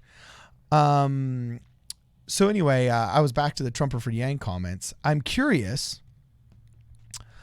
I'm curious what the platform would be for winning in Idaho. You would have to run Republican. You couldn't run Democrat. There's no blue. Hey, appeal to these the scourge and the blight, the infestation of Californians. No, appeal but to them. You don't understand the people that win an election. Okay, no, but there's two types of California exoduses. Because don't forget, I got family in Utah that's just like Boise, receiving a ton of Californians. And there's two type of registered voters from California. There's three types that show up. There's the apolitical. They were just independents and they're retiring. They looked at all the different states. Their financial planner said, look, you either got to go to Oregon where there's no income tax. You can go to Utah. You know, they made a financial decision and now they're showing up at this new stage of their life. And you know, they're taking it easy breezy, candidate by candidate, election by election, just like they were before. So there's the independents. Then there's the conservatives. They're like, thank God I made it out of that state. My kids were being told there were 63 different genders. I wasn't able to help with the math homework as a Common Core. The taxes were through the roof, and they're happy to escape, and they want nothing to do with the insanity of the blue state they just left behind. And then there's these psycho blue, no matter who, we're gonna move to Texas and show them what they've been missing out on. These rednecks who look at the locals as the Catholic inquisitors and conquistadors looked at the savages they were about to conquer, with nothing but utter contempt and condescension. These Californians move into these areas and think, we're going to show these rednecks what real civilization is, you know? And then so the local population says, no, don't bring your high tax and spend lifestyle to this place that's been in balance for 400 years, okay? And they don't like it, and there is that cultural oomph, right? So with the Californian influx, you're getting a lot of Republicans, actually. I would say a disproportionate amount of those exiting California are actually Republicans because they also don't feel safe or welcome in their home state. It's heartbreaking to hear these stories of Californians that literally say, I have never felt unwelcome in California until the past 10 years, and it's been utterly unbearable the past 5. And so I would say 2 out of 3 of the registered politically participant California exiters are actually Republican, and the influx would be a positive in terms of numbers in that regard, okay? And you would, in their appeal to them, you'd have to run that way. I don't think it would be the same in Texas. I think you could pull off a solid Democrat run just from not influx, but demographic change in some parts of Texas that I don't think you could pull off in Idaho. Does that make sense, Cody? No, none of it. But anyway. Well, it's a different type of person that moves to Idaho. I didn't know that there was conquistadors and savages and pilgrims. I had no idea stuff was going on around me. That's literally why Trump won in 2016. The naivety of the world I live in was just revealed to me very, very clearly. But I want to go over this article because this is crazy, and I don't actually know what to think about this. I want you to think about this too. So the reason why I clicked on this article is because I was reading through the beginning of the Idaho article when he's saying Californians were a scourge or whatever, and I was like, wait, Mercury News isn't parody. This is a real website, right? Yeah. And the first thing that comes up is breaking news: San Jose police seek woman who coughed on baby at business, and I'm like, is this parody? I don't know. So I had to pull up the article. No, this is real, but check this out. San Jose police are seeking woman who coughed on baby at business. Police say the suspect was upset the child's mother was not maintaining proper social distancing. Story's pretty basic. They have the video, but look at this. Look how San Jose is referring to this. Can you recognize this assault suspect? But I think it's interesting, right? Like, is there a law in the books for this? What if this woman knows she isn't sick or thinks she isn't sick? Well, no, there are cases. If you know you are, she would have to prove, though, that she knew. That's what I mean. In a court of law, her lawyer is going to say, no, she didn't know. That this was just a statement and an act of defiance. But this, dude, there's been 2 or 3 cases of this.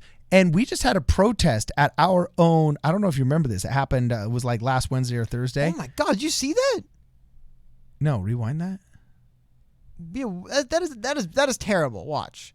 That is absolutely. That's just gross. I cannot believe someone did that. Exactly. Yeah. But yeah, in the age. No, well, dude, but they're trying to. One of our what's it called? One of our Saugus Unified guys posted that on his Facebook profile. That's why Julie Olson and Dave Barlavi were getting. Oh my God! Hey, tell me about all of that. What? Tell me about the local. What's the? No, because he literally posted on his the Jimmy at the profile saying. If I see somebody not social distancing, I go over and I cough on them. And that's what caused the protest, is basically him posting on Facebook what he wanted to do. He didn't say, I go and cough on them. He said, like, I want to go over there and cough on. I don't remember what it was, but it pissed off a bunch of the moms. And now you've got somebody who's actually acting out. And look what happens. What this guy said he wanted to do. Okay, this random guy. But anyway, and look what happens, man. San Jose police, anyone with information about the incident can contact the San Jose Police Department. Look at this. The suspect then left the business, Garcia said. She had not been identified or arrested by Monday evening. But they're looking, I guess, to identify and arrest her. Well, they don't mention for what crime. Yeah, and that or is also assault, I guess. Yeah, but how would you have to prove it? You'd have to prove bodily injury to claim assault. And if she never contracted coronavirus, she couldn't claim bodily injury. And then even if that baby did contract coronavirus, they would have to prove that it was contracted from that interaction. So I don't even know if necessarily legally there's a leg to stand on here, other than all of us recognize that is a universally dick move. Yeah, but that's what I mean. Like, think the police are involved. They're trying to arrest her. I agree. I don't know what they arrested for, but at the same time, it is Could you have tried to arrest somebody 7 months ago for intentionally spitting on a baby? I feel like still yes, right? Even pre-coronavirus, you couldn't spit on someone's baby? Or if they say cough, though, she coughed on him. I don't know. Just, it was, again, the only reason why I brought it up is because I read the breaking news update and I actually couldn't tell immediately before if that was parody or reality because it just seems so absurd. Watching the video, it's reality. Cannot believe a woman actually did that. Like coughing on someone's baby? They got to give it coronavirus? Because they said she was worried that they were not maintaining social distancing of the woman. They mention here that Garcia said the suspect who was standing in front of the mother and her 1-year-old was upset that the mother was not maintaining proper social distancing and removed her face mask, got close to the baby's face, and coughed 2 to 3 times. Yeah, jeez. Crazy, weird stuff. But I guess this is just the new... Just like there were crazy old men that would yell at the kids on their bikes, "Get off my lawn, you're gonna step on my sprinkler head." This is that, but instead of "get off my lawn," it's "you should be wearing a mask."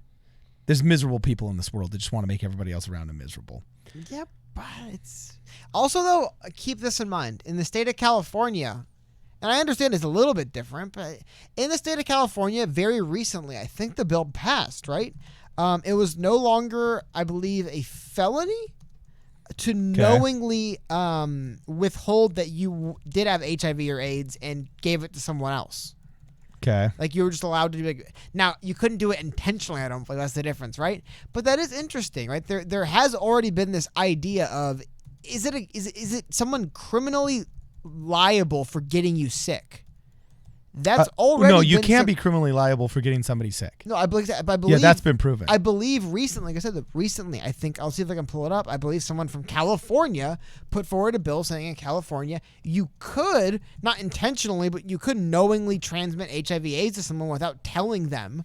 And you couldn't be held legally responsible, or at least it wasn't a felony, I think. It was just that you're not supposed to disclose. There was no law saying you had to disclose that you had an STD before having consensual, intimate relations, shall we say. Okay. So I got that one wrong, yeah. But it's not like you could take a needle, the classic, needles in the vending machines, which was kind of proven just to be an urban legend, from what I understand.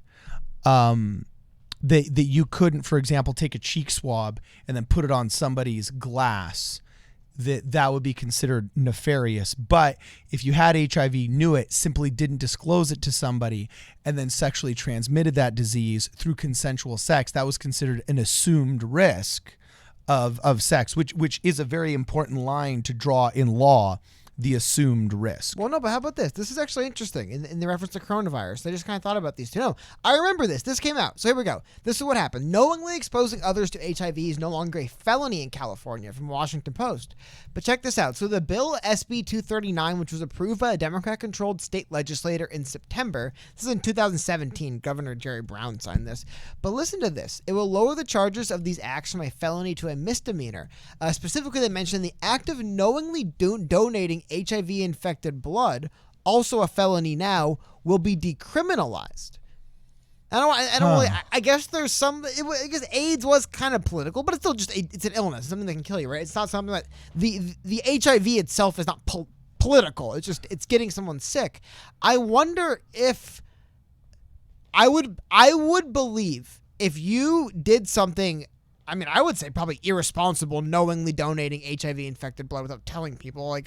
I would call it, if you were to knowingly have something tainted with your coronavirus that you gave to someone and got, I mean, you could say there's some precedent in California, stuff like that should be decriminalized.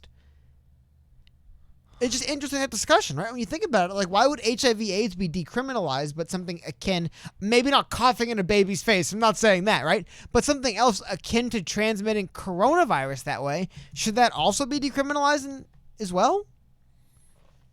Repeat that last question.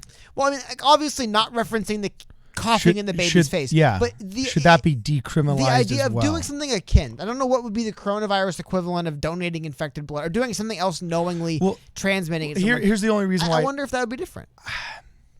Okay. The only problem with law is the only problem with law is that it's always based upon damages. You have to prove damages. You can't say, for example, that guy doing that mean thing was bad. Yes, it was bad, but in a court of law, what were your damages that you are seeking recompense for?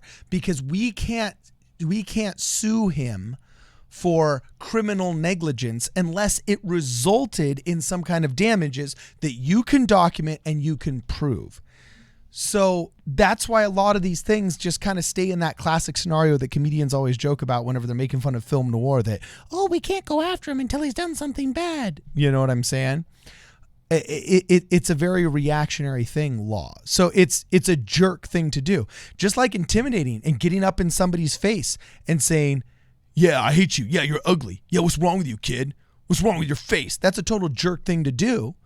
And you might be causing the person stress, but until you punch them and break their occipital lobe or something like that, there's no damages that can be complained.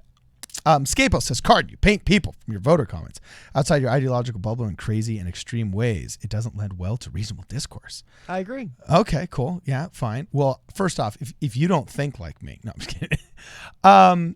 Yeah, but I mean, I just like to say I'm open about it. I'm honest about how I feel. And it doesn't lend well to reasonable discourse. Hey, tell me how I'm being unreasonable, man. Tell me how I'm unreasonable. I am open, 100% open towards to rebuttals, man. We welcome that. That's why we started. And also, Cardin, everyone who opposes you is crazy. Yes, that's actually just a good rule of thought. You know what I'm saying? This is the baseline of good thought. When I am dictator, there will be a ministry of thought. I'm just kidding. So anyway, yeah. So, hey, my melanated scope and Scapo, elaborate. What do you think I was saying wrong? Show me the proof. Tell me how I was wrong. I am 100% open. Our doors are open for discourse. Somebody was suggesting John Leguizamo as Luigi for some reason. I don't know what they were suggesting. Well, John Leguizamo played Luigi in the Super Mario Bros. Movie. Oh, was that Juan Leguizamo? Oh, he must have been super young. Yeah. That was after his appearance as Calderon's son on the early season of Miami Vice. Yeah. And let me say, I'm just trying to go over what rubbed these people wrong. I think they're probably talking about how I say there's. I don't know. Maybe saying that these crazy, demented psycho people are moving to California with whips to punish the redneck backwards. No, I remember. Maybe people said. That look at those with utter contempt. Maybe people heard that and they're like, "Wow, that sounds kind of crazy, man. Like that sounds like not reality." Maybe. I don't know. Hey, look, I know my fellow Californians and their arrogance. Texas and California, the last two states that have state pride. Actually, no, I shouldn't say that. There's plenty of states that have tons of state pride. Yeah, there's some states that you would say too much state pride. Excessive state pride to the point of annoyance. No, are you kidding me? Yeah, Californians are really about California. If New York City was a state, they'd be the most insufferable people of any state ever. They'd be the worst. Yeah, actually, chat, let us know. What citizenry from what state do you think is the most? California. Everyone hates California the most. But is that a jealousy or is that because they're obnoxious about their state pride? What state has the most obnoxious state pride? Put that in the chat. That would be really funny. And Lori Stalter says, anybody who drives faster than you is crazy and anybody who drives slower than you is a moron. Trying to remember the comedian's name who told that joke. Yeah, it's true. And I'm probably guilty of that. I'm probably guilty of being 100% sure that I am the happy medium between those two trains of thoughts. But hey, that's why we're here. That's why we started this podcast, is because we actually want to work through that. All right. And then let me see. We got West Virginia. Shane Olmstead says West Virginia. Final answer. I don't know. Have you met some big West Virginia pride people, Cody? People? Well, isn't that what the Country Road song's about? Wouldn't that be? I believe. Take me home. I believe the song opens with "Almost Virginia. Heaven, West Virginia." I believe that's. Oh yeah, you're true. So I mean, you're right. That's true. Massachusetts. James Young says Texas, hands down. Yeah, Massachusetts for some. Oh, I've heard legends of the mass holes. We don't have them thankfully out here in California so much. The mass holes. That's funny. Nate Dogg says the Chaz /Chop. Yeah, they are definitely some patriotic, proud people there. That's a good answer. Oh, that's funny. And then let me see. Lori Green says, I cannot tell you the story because you limit my characters. Oh, dang it. Put it into 2 chats then. Do that. Yeah. And then Spencer Hansen says California. That. Yeah, I'm sorry. I don't think I control characters, though. Do we? Okay, so Hectic Energy also says, every state I've lived in has lots of state pride. California, Texas, Utah.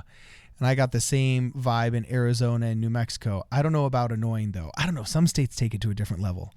I think sometimes Californians kind of take it to a little bit more of a level. I think with arrogance, though, they just assume like, yeah, we do things right. And then there was a quote when I lived in New York that was really funny that said, the true New Yorker, when he hears somebody else lives in another city, secretly thinks to himself, why? That was one where I kind of sensed that. I was like, yeah, I could see why some people think that, you know? So, yeah, I would have to say California, Texas, New York are probably the biggest. I mean, Texas, I think it's still written into their state charter that they can have their flag at the same level as the U.S. flag, or else they can't fly it above, but they can be at the same height. Correct, Cody? Because they're the Lone Star Republic. That might have gone away. Correct me if I'm wrong, chat. But yeah, let me know. Lori Green says Florida unemployment is going to cancel me. So yeah, these unemployment problems they're heartbreaking. I don't know what to do. And I was actually listening to this really interesting talk on The Hill. I've been devouring a lot of content between Crystal Ball and Sauger recently, and they had I don't want to say a self-proclaimed expert, but I don't like using the term expert anymore. I don't want to say consultant because then I imagine some old boomer, but I would just say they had a very knowledgeable person that was very data-driven on, who was showing the success and the failure of different companies on whether they were able to access the triple P money, the Paycheck Protection Program money, and their failure rates. And it was really high, whether it was a big company, small company, or whatever. And I don't remember everything he said, but in all of his data, it was interesting where he said, honestly, I've analyzed our country's response to the coronavirus pandemic, and truly the only thing that really worked of all the things we approved was the direct cash payments. And I thought, man, he basically made the soundbite Andrew Yang wished he would have had 6 months earlier. Because had Andrew Yang used the word pandemic in his pitch for UBI, he would be drafted as president right now. He would be overwhelmingly drafted as president. And then had UBI simply been a big enough thing before Andrew Yang that soundbite could have been used, he would be our president right now. Brett Weinstein's comment would not just be a comment on the Joe Rogan channel. It would be a lived reality. So,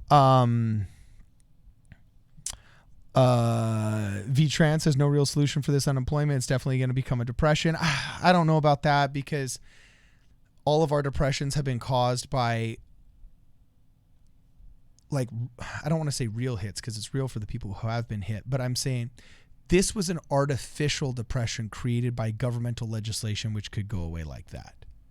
So in people's bones, they don't have the same uncertainty in investing and uncertainty in spending money that they would during, I don't want to say a real depression, but a depression that was caused by unartificial means, such as a shortage of a good or a lack of capital in a system. So because of that, I think though the numbers would be representative of other countries that are about to have entered a depression, because our mindset is elsewhere, I think it won't be one in that regard. The American people are far too resilient. My Melanated Scope says everyone in Chicago hates Chicago until they leave. Interesting. Is there a lot of Chicago pride? Have you met Chicago Priders, Cody? It's a weird way. Chicago people take pride in being Chicago's like the worst, and I'm from Chicago. I hear a lot of that stuff. You wouldn't last 2 seconds in Chicago. A lot of that stuff. It's like, whatever, man. Don't care. Anyway, yeah. All right. So guys, today it was real and it was fun, and it was real fun. Last thing though. Do you have anything you want to say? Yeah. Well, last thing. What? Tomorrow we're streaming some pretty fun. What things tomorrow? I'm totally blanking. What?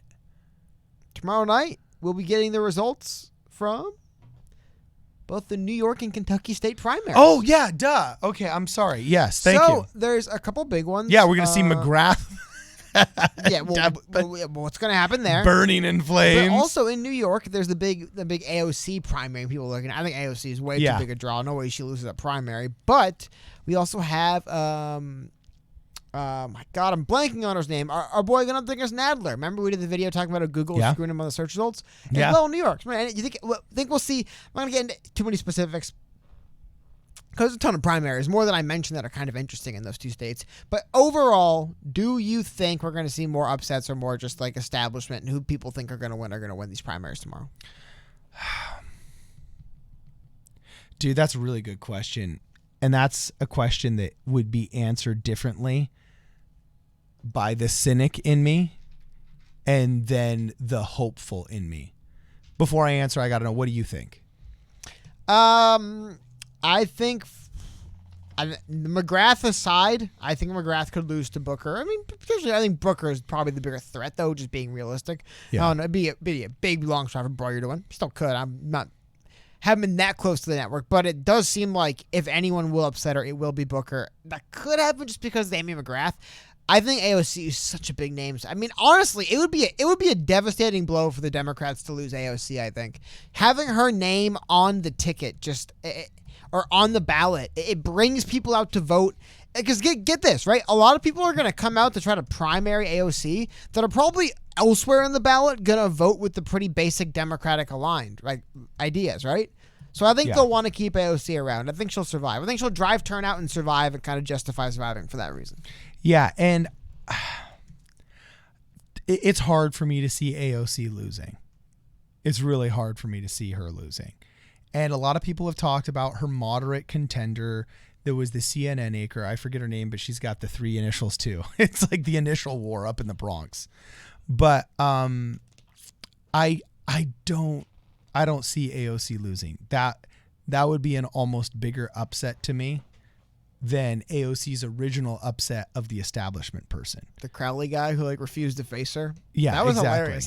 He's pretending he wouldn't even she go to a wasn't running. debate. Yeah, he's pretending no one's primarying me, and he just got primaried. No, I think if the centrist went through another cycle, I think it could happen. But right now, dude, people are pissed off because they're at home.